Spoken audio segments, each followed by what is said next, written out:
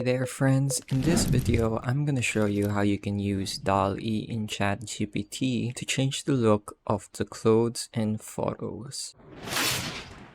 So first step is going to be going to chatgpt.com, and on the website you're greeted with a prompt screen. Next, all we have to do is click on this plus icon, click on add photos and files, and select the image you want to edit. Let's take a look at that image file. So here you can see that 1 out of the 4 people here is wearing a white shirt, and I want to change that into a black shirt. That way it looks like a coordinated group photo. So once your file has been uploaded, let's give it a simple prompt. Take this image and make it so everybody in it is wearing a black shirt. You can be as detailed as you have to be when making these prompts. That way you make sure that you only have to generate the image once.